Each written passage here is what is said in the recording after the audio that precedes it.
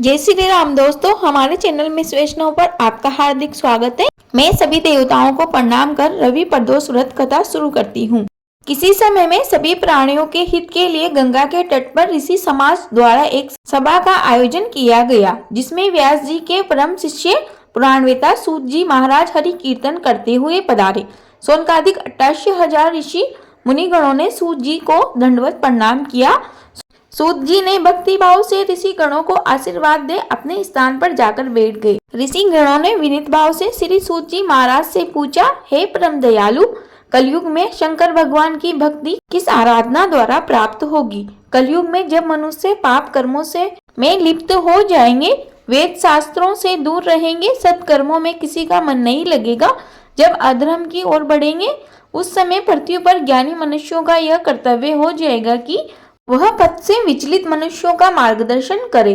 अतः आप हमें ऐसा उत्तम व्रत बताए जिसे करने से मनवांछित फल की प्राप्ति हो, इस कलयुग में सभी पाप शांत हो जाए। तब सूत जी महाराज बोले, हे ऋषि गणों, आप सभी धन्यवाद के पात्र हैं। आपका यह विचार जन कल्याणकारी है। आज मैं उस व्रत का वर्णन करने जा रहा हूँ जिसे करने से सभी पाप नष्ट हो जाते हैं तथा जो धन वृद्धिकारक, सुख प्रदायक, संतान व मनवांछित फल प्रदान करने वाला है। इसे भगवान शंकर जी ने माता सती को सुनाया था। सूत जी आगे बोले, आयु वृद्धि व स्वास्थ्य लाभ हेतु रवि त्रयोदशी प्रदोष का व्रत करे। इसमें प्रातः स्नान कर निराहार रहकर भगवान शिव जी का मनन करे, उनका विधिवत पूजन करे। श्री सूत जी कथा सुनाते हुए कहते हैं, एक गांव में एक बहुत गरीब ब्राह्मण रहता था। उसकी पत्नी धर्मनिष्ठ थी, वह प्रदोष का व्रत किया करती थी। उनके एक पुत्र था।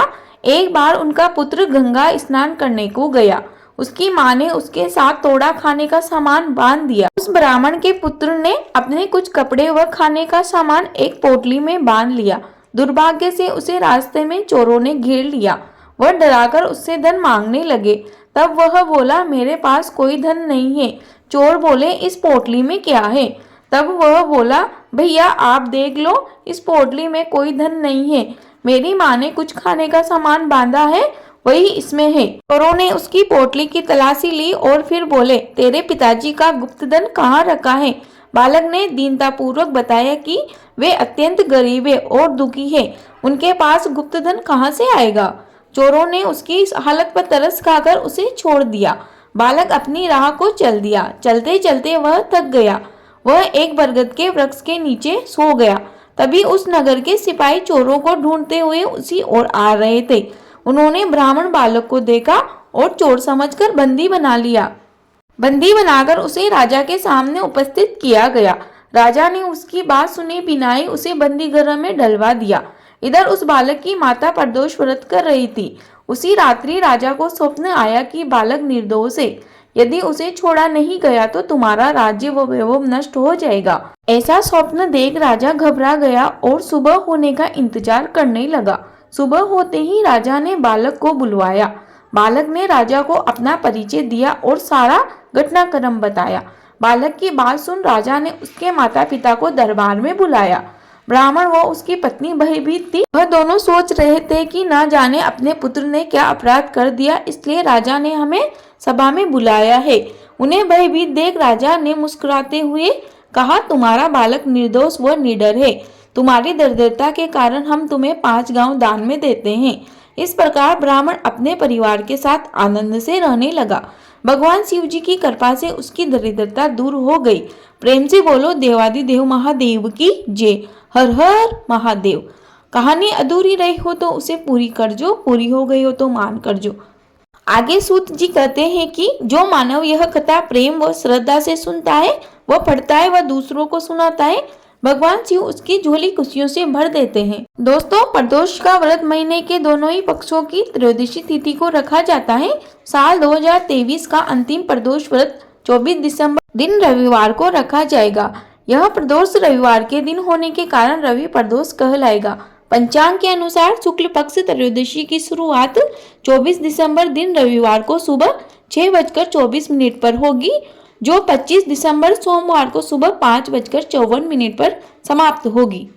दोस्तों, प्रदोष व्रत की पूजा प्रदोष काल में ही की जाती है, जो कि शाम सूर्यास्त से 45 मिनट पहले व 45 मिनट बाद का समय काल होता है। इस समय में भगवान शिव जी की विधिवत पूजा की जाती है।